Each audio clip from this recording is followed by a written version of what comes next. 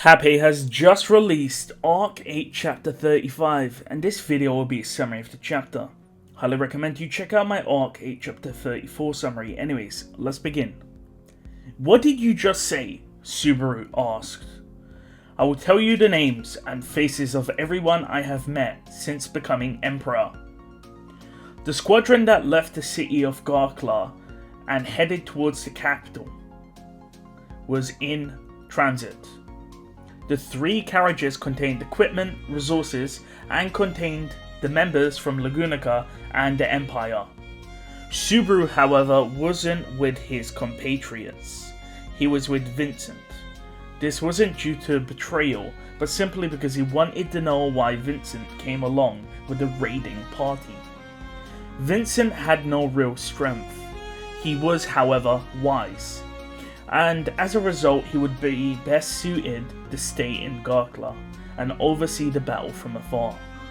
Yet he decided to head into danger. Subaru was shocked at Vincent's statement.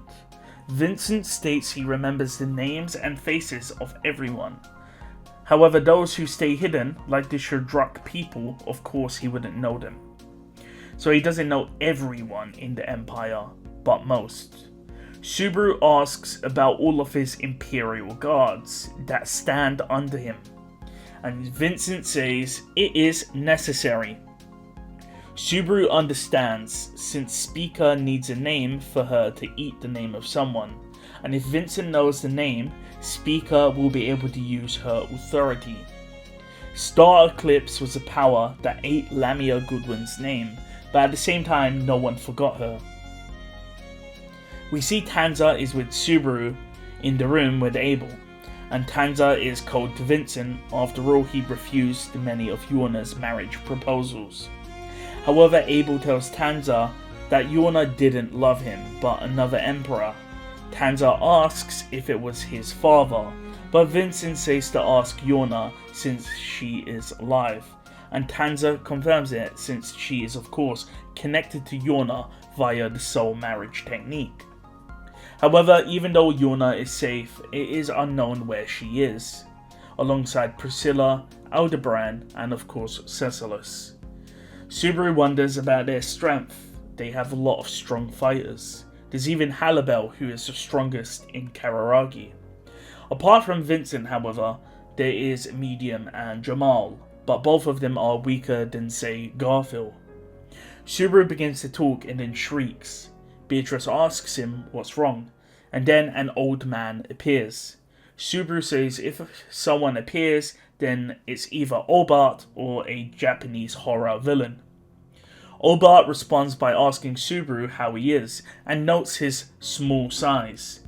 Subaru says that is Obart's fault for being so small. Subaru asks Obart how he is, and Obart simply says he's fine, but he's missing his right hand, and then he shows his empty hand to Subaru. Of course, Subaru knows that Obart is trying to get some sympathy from him. Vincent interrupts him and tells Obart he heard everything, so he should know what they need to do to kill the witch behind the undead. Obart says that he's over 90, so he needs to be treated with care. Abel tells Obart to do his duty. Subaru is tense. If Obart lashed out, then no one in this carriage could stop him. Obart, however, laughed it off and the tension ceased to exist.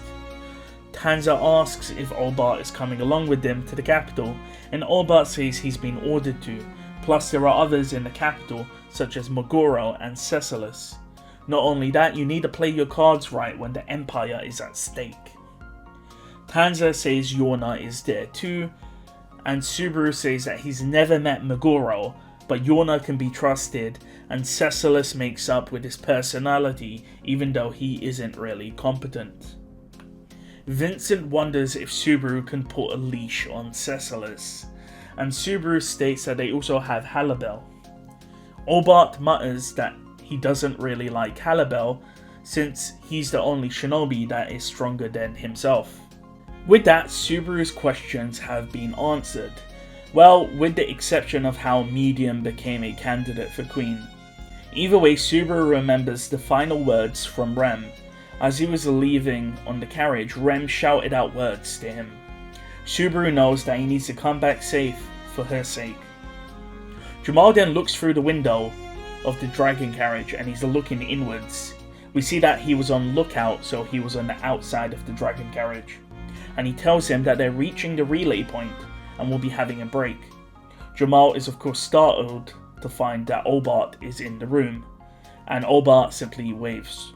Subaru said that he overheard Jamal saying he would die, and Jamal asks why does it matter. Subaru says that Katya just lost her fiancé and she'll be sad if Jamal died. But Jamal says dying for the country is good, especially if there's a reward. Subaru resists, but Jamal says that Subaru understands nothing. Katya cannot walk, she cannot have kids. If it wasn't for Todd, no one else would take her, so she needs money to live. Jamal says if he dies here, there will be safety for Katya. Medium and Speaker, who are also in the room, also hear this. Subaru can't believe that the people of the Empire will die for their honor. Speaker and Beatrice both push Subaru's back, giving him encouragement. Subaru steps forward and tells Jamal he will never die, and he promises. Abel sniffs and Obart finds it amusing. Subaru stares at Jamal, and Jamal says that Subaru is of course creepy. Subaru says that's what Todd said to him, and he isn't going to stop. With that, Jamal closes the window and goes back to being a lookout. Subaru hates the Empire, so he will reject it. Dying and throwing your life away to save someone, Subaru will continue to reject the methods of the Empire. If you were from the Empire, Jamal's train of thoughts wasn't incorrect. However, Subaru would continue to reject it. Subaru continued to grow impatient. He just wanted to hurry up and be at the Imperial capital.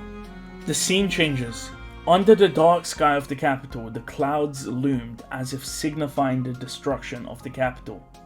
The city had become filled with the dead.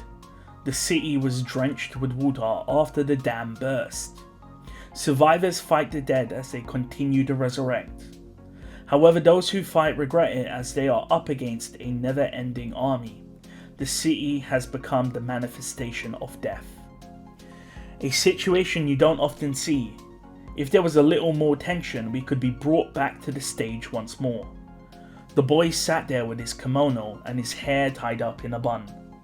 I'm back on the stage now. The boy's eyes are bright.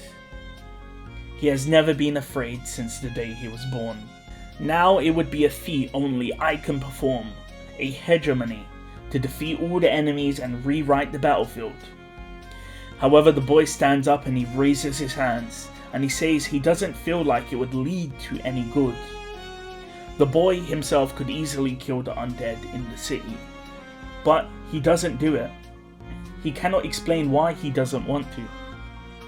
Cecilis then says, I can't explain it, and he asks the man what he thinks. The man says maybe you should pull him up first. The man with the helmet is dangling off the roof trying to climb up.